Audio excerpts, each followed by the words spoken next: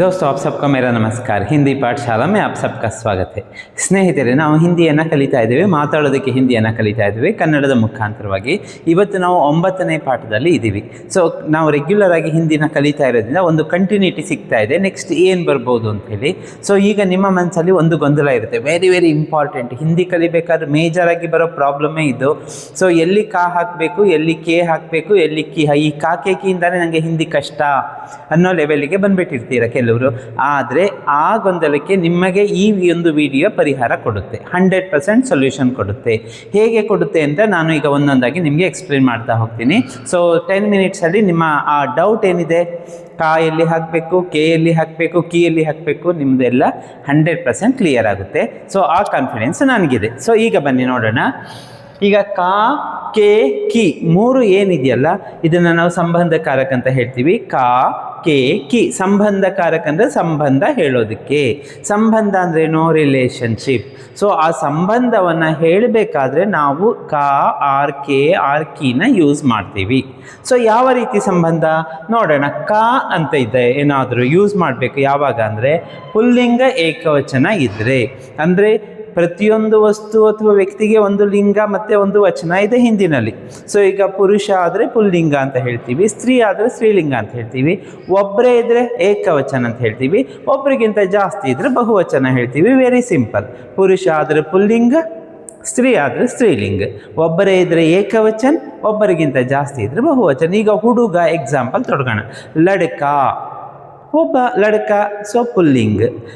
ಒಬ್ಬನೇ ಇದ್ದಾನೆ, ಸೊ ಏಕವಚನ. ಸೊ ಅಲ್ಲಿ ನಿಮಗೆ ಪುಲ್ಲಿಂಗ ಏಕವಚನ ಅಂದರೆ ಲಡ್ಕ ಅನ್ನೋ ಶಬ್ದ ಬಂದಾಗ ನಾವು ಕಾನ ಯೂಸ್ ಮಾಡ್ತೀವಿ, ಕಾ ಯೂಸ್ ಮಾಡ್ತೀವಿ. ಎಲ್ಲಿ ಹೇಗೆ ಯೂಸ್ ಮಾಡಬೇಕು ಅಂತ ಹೇಳ್ಕೊಡ್ತೀನಿ. ನೆಕ್ಸ್ಟು ಕೆ ಯಾವಾಗ ಯೂಸ್ ಮಾಡಬೇಕು? ಕಾದು ಬಹುವಚನ ಕೆ ಅಂದರೆ ಪುಲ್ಲಿಂಗಲ್ಲಿ ಬಹುವಚನ ಕೆ ಬರಬೇಕು. ಕಾ ಕೆ ಆಗುತ್ತೆ. ಲಡ್ಕ ಲಡ್ಕೆ. ಸೊ ಲಡ್ಕೆ ಬಂದಾಗ ಅಂದರೆ ಬಹುವಚನ ಬಂದಾಗ ಪುಲ್ಲಿಂಗಲ್ಲಿ ಕೆ ಅಂತ ನಾವು ಯೂಸ್ ಮಾಡ್ತೀವಿ. ಕೆಲವು ಟೈಮಲ್ಲಿ ರೆಸ್ಪೆಕ್ಟಿಗೂ ನಾವು ಸಿಂಗ್ಯುಲರ್ ಇದ್ದರೂ ದೊಡ್ಡವರಿಗೆಲ್ಲ ನಾವು ಬಹುವಚನದಲ್ಲಿ ಯೂಸ್ ಮಾಡ್ತೀವಿ. ನೋಡಿ, ಅಪ್ಪ ಬಂದರು ಅಂತ ಹೇಳಲ್ವಾ? ಸೊ ಆ ರೀತಿಯಾಗಿ ಬಹುವಚನ ಯೂಸ್ ಮಾಡ್ತೀವಿ. ಸೊ ಇಲ್ಲಿ ಪುಲ್ಲಿಂಗ ಏಕವಚನದಲ್ಲಿ ಕಾ ಬಂತು, ಪುಲ್ಲಿಂಗ ಬಹುವಚನದಲ್ಲಿ ಕೆ ಬಂತು. ಸೊ ಉಳಿದಿದ್ದು ಯಾವುದು? ಕಿ. ಇನ್ನು ಉಳಿದ ಸ್ತ್ರೀಲಿಂಗಕ್ಕೆ ಕೀನ ನಾವು ಹಾಕ್ತೀವಿ. ಅಲ್ಲಿ ಏಕವಚನ ಬಹುವಚನ ಏನು ನೋಡೋದಿಲ್ಲ. ಸ್ತ್ರೀಲಿಂಗ ನಾವು ಯಾವಾಗ ಅಂತ ನಮಗೆ ಗೊತ್ತಾಗುತ್ತೆ, हम की का प्रयोग करते हैं. ಏಕವಚನ पुल्लिंग में का प्रयोग करते हैं, बहुवचन पुल्लिंग में के का प्रयोग करते हैं, और स्त्रीलिंग ಏಕವಚನ और बहुवचन में की का प्रयोग करते हैं. ಸೊ ಫಾರ್ ಎಕ್ಸಾಂಪಲ್ ಈಗ ಒಂದು ಸೆಂಟೆನ್ಸನ್ನು ನೋಡಿ ನಾವು ಕಲಿಯೋಣ. ಒಂದು ಸೆಂಟೆನ್ಸ್ ಮುಖಾಂತರ ಹೋದರೆ ನಿಮಗೆ ಆ ಕಾನ್ಸೆಪ್ಟ್ ಏನಿದೆ ಕ್ಲಿಯರ್ ಆಗುತ್ತೆ. ಇನ್ನು ಯಾವತ್ತೂ ಕಾ ಕೆ ಕಿ ಮಿಸ್ಟೇಕ್ಸ್ ಆಗೋದಿಲ್ಲ. ನೋಡಿ, ಈಗ ರಾಮನ ಸಹೋದರ ಲಕ್ಷ್ಮಣ. ರಾಮನ ಸಹೋದರ ಲಕ್ಷ್ಮಣ. ಈಗ ನಾವು ರಾಮನ ಸಂಬಂಧವನ್ನು ಲಕ್ಷ್ಮಣನ ಜೊತೆ ಹೇಳಬೇಕಾಗಿದೆ. ಸಂಬಂಧಕಾರಕ ಕಾಮ್ ವಹಿ ಹೈ, ಸಂಬಂಧ ದಿಖಾತಾ ಹೈ. ಸೊ ಇಲ್ಲಿ ರಾಮನ ಸಹೋದರ ಅಂತ ಬಂದಾಗ ಇಲ್ಲಿ ರಾಮ ಕಾನ್ಸ್ಟೆಂಟ್ ಆಗಿದ್ದಾನೆ. ಯಾರು ಚೇಂಜ್ ಆಗೋದಿಲ್ಲ ಅಂದರೆ ವೇರಿಯೇಬಲ್ ಯಾರು ಅಂದರೆ ಯಾರ ಜೊತೆ ಸಂಬಂಧ ಹೇಳ್ತಾ ಇದ್ದೀವಿ ನಾವು? ಕಿಸ್ಕೆ ಸಾಥ್ ಸಂಬಂಧ ಬತಾನೆ ಜಾ ರಹೆ ಹೈ? लक्ष्मण के साथ. किसके साथ? लक्ष्मण के साथ. सो लक्ष्मण के साथ जब हम संबंध बताने जा रहे हैं तो उसका लिंग और वचन देखना है. लक्ष्मण ಅಂದ್ಕೂಡಲೇ ಏನು? ಪುಲ್ಲಿಂಗ, ಪುರುಷ್, ಅದಕ್ಕೆ ಪುಲ್ಲಿಂಗ. ಲಕ್ಷ್ಮಣ ಒಬ್ಬನೇ ಇರೋದ್ರಿಂದ ಏಕವಚನ. ಸೊ ಪುಲ್ಲಿಂಗ ಏಕವಚನ ಆಯಿತು ಅಂದಾಗ ಹಮ್ ಕಾ ಪ್ರಯೋಗ ಕರ್ತೆ ಹೇ. ಸೊ ರಾಮ್ ಬರ್ಕೊಳ್ಳಿ. ರಾಮ್ ಕಾ ಭಾಯಿ लक्ष्मण.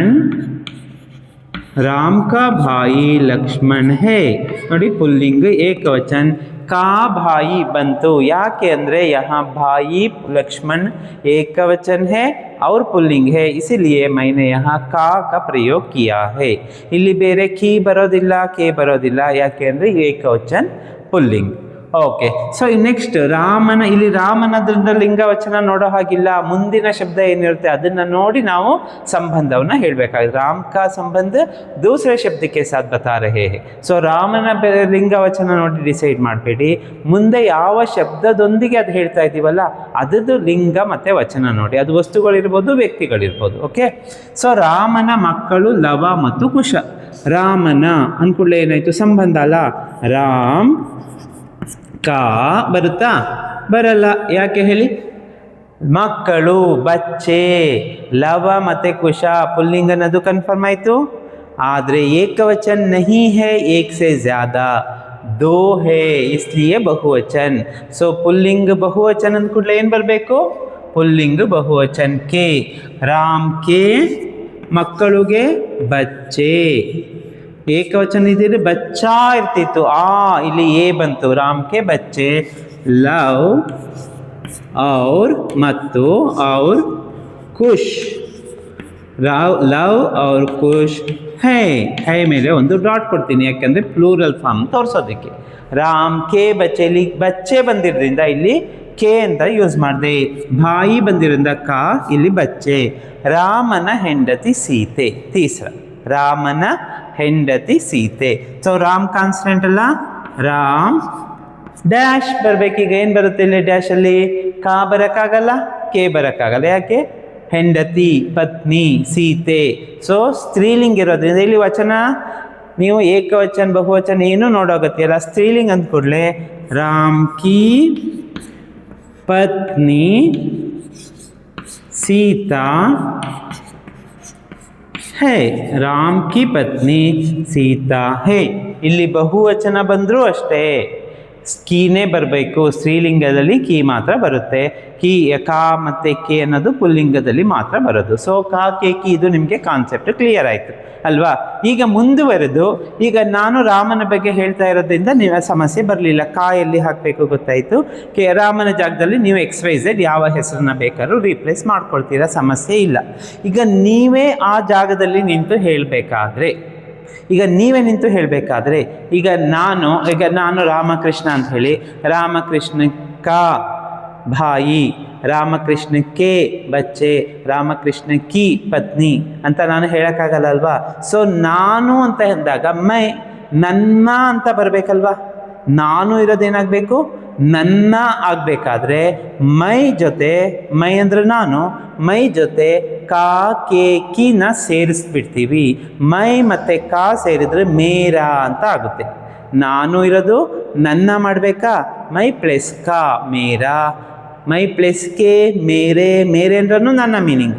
ಹಾಗೆ ಪ್ಲಸ್ ಕಿ ಬಂದರೆ ಮೇರಿ ಅಂತ ಆಗುತ್ತೆ. ಇಲ್ಲಿ ಅದರದ್ದು ಎಕ್ಸಾಂಪಲ್ ನೋಡೋಣ. ನನ್ನ, ಮೇರಾ, ಮೇರೆ, ಮೇರಿ. ಸೊ ಇಲ್ಲಿ ರಾಮನೇ ಬಂದು ಹೇಳ್ತಾ ಇದ್ದಾಗ ರಾಮನ ಪ್ಲೇಸಲ್ಲಿ ಇಲ್ಲೇನಾಗುತ್ತೆ? ರಾಮ್ ಕಾ ತೆಗೆದ್ಬಿಟ್ಟು ಮೇರಾ ಭಾಯಿ ಲಕ್ಷ್ಮಣ್ ಹೇ, ಮೇರಾ ಭಾಯಿ ಲಕ್ಷ್ಮಣ್ ಹೇ, ನನ್ನ ಸಹೋದರ ಲಕ್ಷ್ಮಣ ಅಂತ ಹೇಳ್ಬೋದು. ಹಾಗೆ ರಾಮ್ ಕೆ ಬಚ್ಚೆ ಜಾಗದಲ್ಲಿ ಮೇರೆ, ಯಾಕೆ ಮತ್ತು ಕೆ ಎರಡು ಜಾಯಿನ್ ಆಗಿ ಬರುತ್ತೆ. ಮೇರೆ ಬಚ್ಚೆ ಲವ್ ಔರ್ ಖುಷ್ ಹೇ ಅಂತ ರಾಮ ಹೇಳ್ತಾನೆ. ಹಾಗೆ ಮೇರಿ ಪತ್ನಿ, ರಾಮ್ ಕಿ ಪತ್ನಿ ಹೋಗಿ ಮೇರಿ ಪತ್ನಿ ಸೀತಾ ಹೇ, ನನ್ನ. ಸೊ ನೋಡಿ, ನನ್ನ ಅಂತ ಕನ್ನಡದಲ್ಲಿ ಒಂದು ಶಬ್ದ, ಹಿಂದಿನಲ್ಲಿ ಅದಕ್ಕೆ 3 ಶಬ್ದಗಳು ಬರ್ತಾ ಇದೆ. ಮೇರಾ, ಮೇರೆ, ಮೇರಿ. ಮೇರಾ ಅಂದರೂ ನನ್ನ, ಮೇರೆ ಅಂದರೂ ನನ್ನ, ಮೇರಿ ಅಂದರೂ ನನ್ನ. ಹಾಗೆ ನಮ್ಮ ಅಂತ ಹೇಳಬೇಕಾಗುತ್ತೆ. ಈಗ ನಮ್ಮ ಊರು, ನಮ್ಮ ಕಾಲೇಜು, ನಮ್ಮ ತಂದೆ, ನಮ್ಮ ತಾಯಿ. ಆವಾಗ ಮೇರಾ ಇರೋದೇನಾಗುತ್ತೆ? ಹಮಾರ. ಹಮಾರ, ಹಮಾರೆ, ಹಮಾರಿ ಸೇಮ್ ರೂಲ್ ಫಾಲೋ ಮಾಡಿದ್ರಾಯ್ತು. ಹಾಗೆ ನಿನ್ನ ಬರಬೇಕಾದ್ರೆ ತೇರಾ, ತೇರಾ, ತೇರೆ, ತೇರಿ. ತುಮ್ಹಾರ, ತುಮ್ಹಾರೆ, ತುಮ್ಹಾರಿ. ತುಮ್ಹಾರ ಅಂದರೂ ನಿನ್ನ, ತುಮ್ಹಾರೆ ಅಂದ್ರೆ ನಿನ್ನ, ತುಮ್ಹಾರಿ ಅಂದರೂ ನಿನ್ನ. ಹಾಗೆ ನಿಮ್ಮ ಬರಬೇಕಲ್ಲ, ನಿಮ್ಮ ತಂದೆ, ನಿಮ್ಮ ಮಗ, ಆಪ್ಕಾ, ಆಪ್ಕೆ, ಆಪ್ಕಿ, ಆಪ್ಕಾ, ಆಪ್ಕೆ, ಆಪ್ಕಿ. ಹಾಗೆ ಇವನ ಅಥವಾ ಇವಳ ಬರಬೇಕಾದ್ರೆ ಇಸ್ಕಾ, ಇಸ್ಕೆ, ಇಸ್ಕಿ. ಇಸ್ಕಾ ಅಂದರು ಇವನ ಅಥವಾ ಇವಳ, ಇಸ್ಕೆ ಅಂದರು ಇವನ ಅಥವಾ ಇವಳ, ಇಸ್ಕಿ ಅಂದ್ರೂ ಸೇಮ್ ಇವನ ಅಥವಾ ಇವಳ. ಹಾಗೆ ಇವರ ಬರಬೇಕಾದ್ರೆ ಇನ್ಕಾ, ಇವರ, ಇನ್ಕೆ, ಇವರ, ಇನ್ಕಿ, ಇವರ.